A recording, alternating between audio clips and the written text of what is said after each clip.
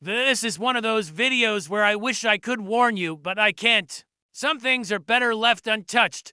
Some objects are better left unknown, and some lives are better left unlived. It all started with an old photo album. The kind of album you would think would contain nothing but happy memories. But this was no ordinary photo album. It had been passed down through generations, each page filled with images of long dead ancestors. Each picture, a new layer of mystery. On the first page was a portrait of a young woman holding a strange-looking device. On the next page, an image of a man who appeared to be insane. And then there was a picture of a house that looked like it belonged in a horror movie. But what truly made these photos disturbing was the date on the back. They were all taken in 1936. Yet they were discovered in the attic of a house built in 1954. This is the moment I should have stopped. I should have shut the album, thrown it back into the dusty attic,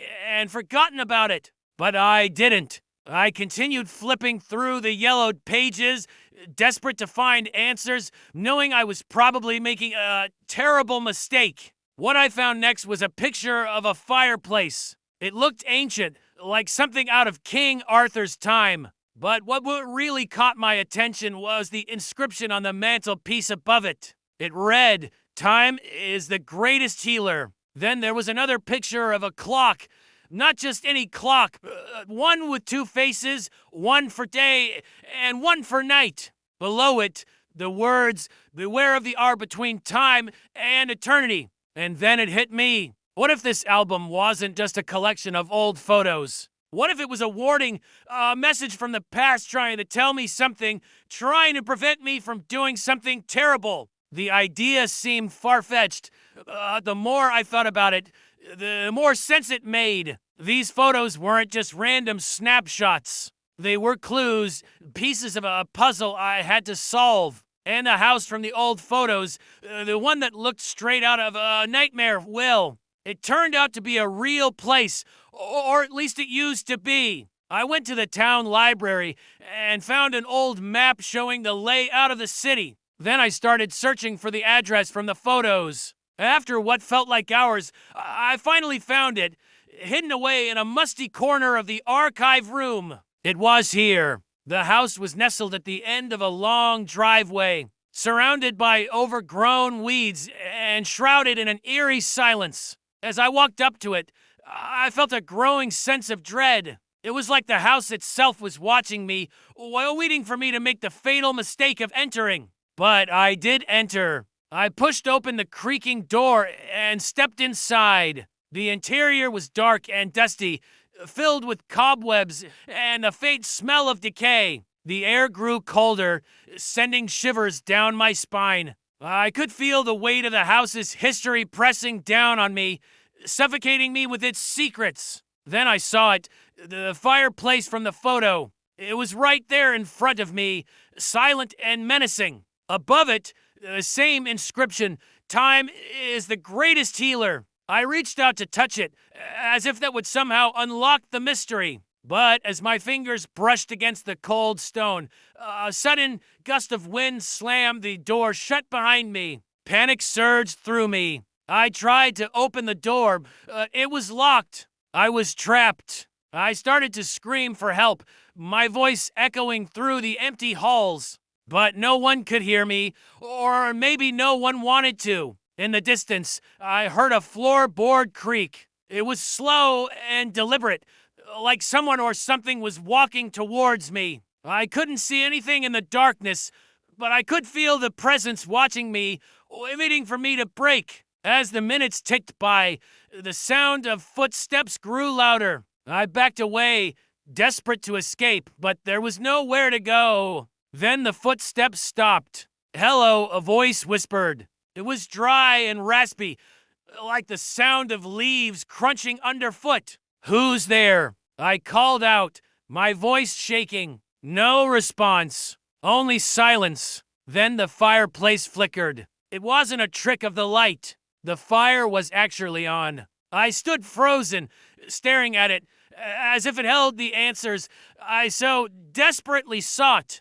But instead of warmth, It radiated an unnatural chill. The shadows danced in the flickering light, twisting and turning into grotesque shapes. They seemed to mock me, reveling in my fear. And from the depths of that fireplace, something stirred. At first, it was just a shadow, a fleeting glimpse of something dark and sinister. But as the seconds passed, it began to take shape. A figure emerged, tall and gaunt, its eyes glowing with an eerie light. It was like nothing I had ever seen before, a creature of pure darkness given form. It stepped out of the fireplace and floated towards me, its gaze fixed on me with an intensity that sent shivers down my spine. I tried to move, to speak, but I couldn't. Fear had paralyzed me, trapping me in a nightmare I couldn't wake up from. As it drew closer,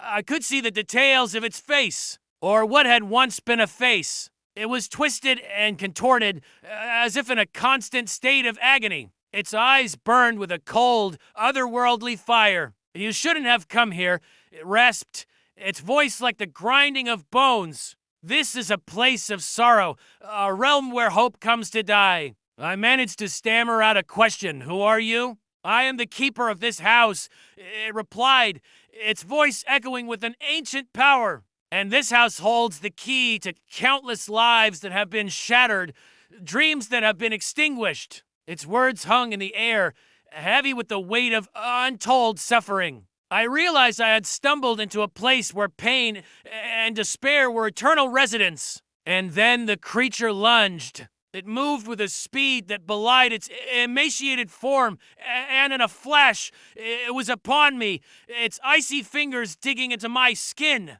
I screamed, a primal sound of terror and agony. But my scream died in my throat as the creature leaned closer. It whispered in a voice that dripped with malice, "Join us then, become one with the sorrow. Let your light be extinguished, for in darkness there is eternal peace." I struggled against its grasp, my heart pounding against my ribs like a frantic bird. I had to get away, to break free from its suffocating hold. With a surge of adrenaline, I managed to pull myself away from the creature. Scrambling back, I tripped over a loose floorboard and fell. As I lay there, my breath coming in ragged gasps, I could feel the creature's presence looming over me, its eyes boring into me. "You cannot escape," it hissed, its voice slithering like a venomous snake. "This house will consume you, body and soul." Adrenaline coursing through my veins,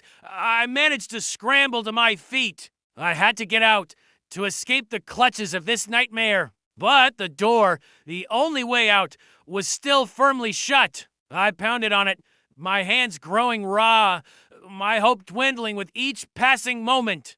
Trapped in this cursed house, I knew I was in grave danger. The creature was approaching, its footsteps silent but deadly.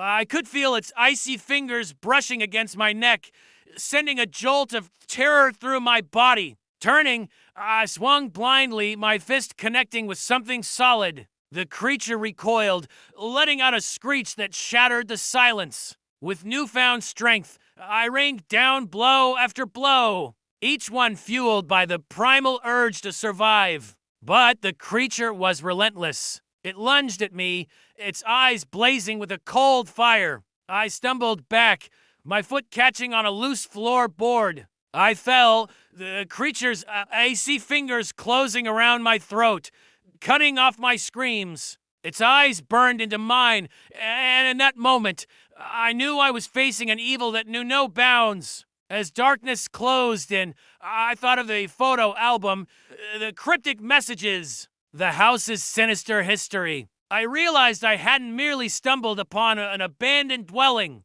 I had trespassed into a realm of eternal torment. This house, I understood in my final moments, was a prison for souls, a monument to suffering, and now I was becoming part of its dark legacy.